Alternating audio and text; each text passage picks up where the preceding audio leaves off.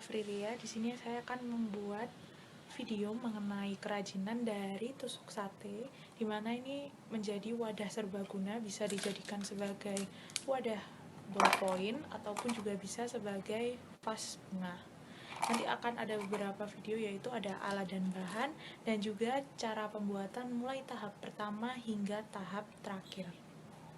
Terima kasih.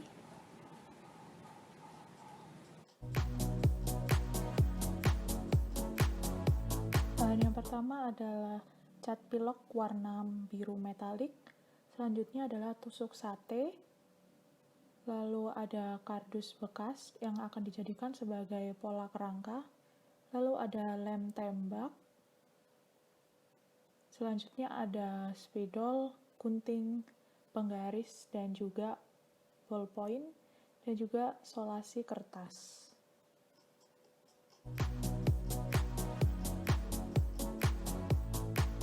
Tahap pertama yaitu memotong kardus bekas tadi sesuai dengan pola kerangka yang akan dibuat. Di sini saya hanya memotong kurang lebih 5 cm dari bentuk asli dan juga menghilangkan beberapa hal-hal yang tidak diperlukan.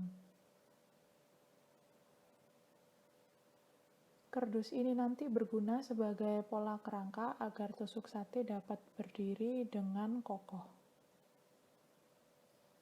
Untuk pola kerangka, selain bisa dari kardus bekas, kita juga bisa membuat dari kertas. Namun di sini saya memilih untuk menggunakan kardus bekas karena lebih mudah didapatkan dan juga memanfaatkan bahan-bahan di sekitar saya yang tidak digunakan. Di sini saya memotong dengan mengukur menggunakan penggaris, di mana jaraknya kurang lebih tingginya 5 cm. Dan lalu dipotong menggunakan gunting sesuai pola yang sudah saya buat.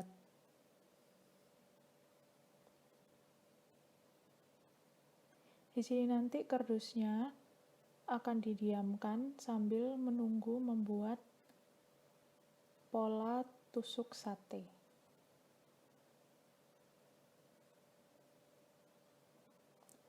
Gunting kardus sesuai pola yang sudah dibuat di awal tadi, dan jangan lupa dirapikan agar tidak ada kardus yang masih lancip atau yang masih berujung tajam, agar tidak melukai saat dilaksanakan penempelan pada kardus itu nanti. Kardus ini saya gunakan untuk pola kerangka, jadi nanti akan sebagai media untuk ditempel dari tusuk sate.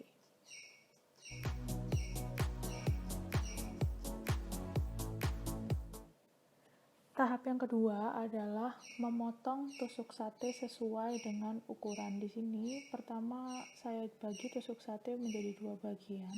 Bagian yang pertama ini saya potong secara miring, lalu saya beri solasi agar lebih mudah saat memulainya. Baru saya beri spidol sebagai tanda untuk agar saya tahu di mana pengguntingan yang pas untuk tusuk sate tersebut. Di sini saya menggunting menggunakan gunting, tidak menggunakan cutter, dikarenakan jika menggunakan cutter lebih sulit daripada gunting. Walaupun begitu, di sini juga saya memakai sarung tangan agar tangan saya tidak terkena serpihan tusuk sate. Oh ya, sebelum tusuk sate ini dibentuk pola, sebelumnya tusuk satenya sudah saya bersihkan dahulu, lalu saya jemur di bawah sinar matahari. Gunanya agar tusuk sate tidak berdebu dan juga lebih mudah saat digunting karena tusuk sate yang lebih lembek.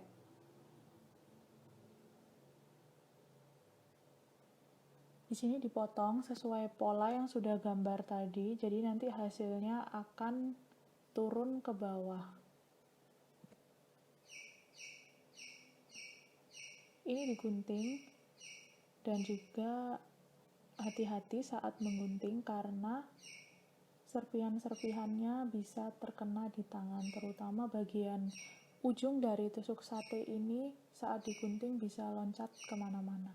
Lalu setelah itu diluruskan ke bagian datar agar memastikan bahwa semuanya sudah sesuai dengan pola yang saya buat di awal. Lalu yang bagian 2 baru saya buat lagi seperti tahap yang awal, yaitu diurutkan dan juga diratakan, baru dipola kembali menggunakan solasi kertas, lalu menggunakan spidol, dan diberi pola dari atas ke bawah seperti turunan tangga. Hal yang dilakukan juga sama, yaitu digunting satu persatu sesuai dengan pola yang sudah digambarkan. Sambil dipotong, ini juga diratakan agar tidak ada ujung-ujung tusuk sate yang lancip dan bisa melukai tangan.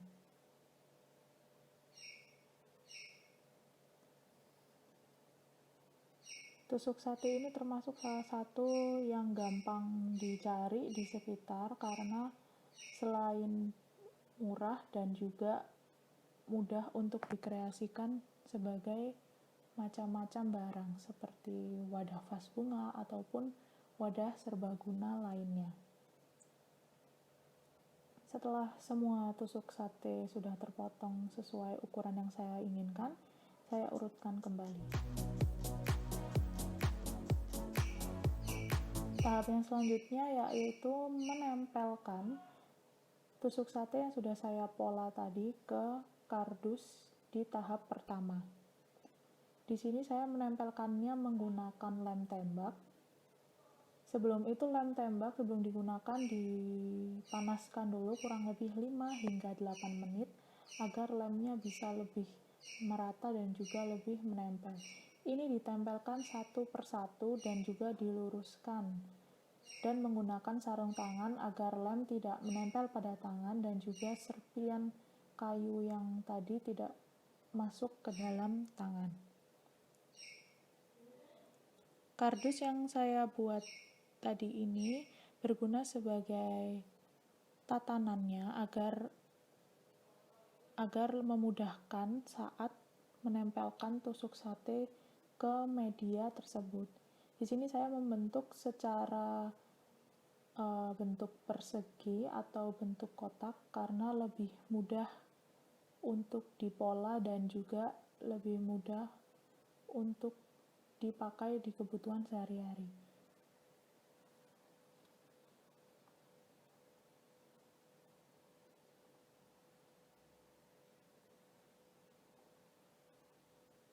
Ini ditempelkan satu persatu secara merata ke seluruh bagian kardus.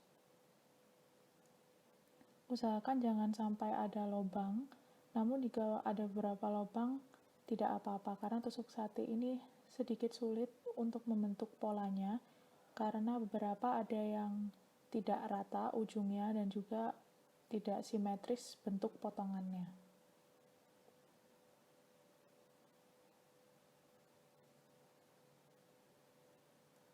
Usahakan menempelnya dengan sedikit lebih banyak lemnya karena jika tidak nanti akan lebih mudah copot dan wadah tidak bisa bertahan dengan lama.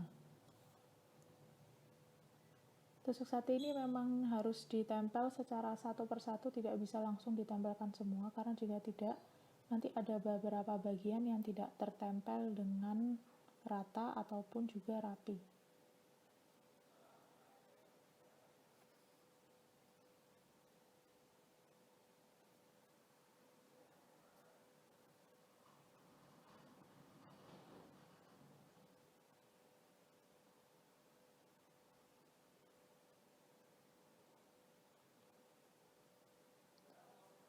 Ini ditempel dari sisi tertinggi tusuk sate hingga sisi terendah agar menghasilkan bentuk yang sejajar dan juga menurun. Tahap yang keempat yaitu mengecat hasil dari tusuk sate tadi dengan pilok. Di sini saya menggunakan pilok selain karena lebih mudah dan juga ini adalah salah satu barang yang ada di rumah saya. Saya menggunakan warna biru metalik karena agar lebih terlihat cantik saat dipajang. Usahakan dicat di seluruh sisi hingga merata, mulai dari bagian atas, bawah, dan juga bagian dalamnya.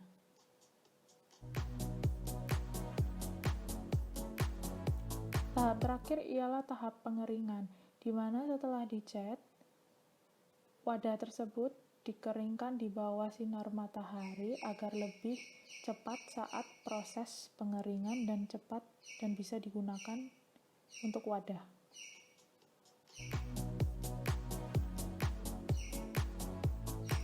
Berikut ini adalah hasil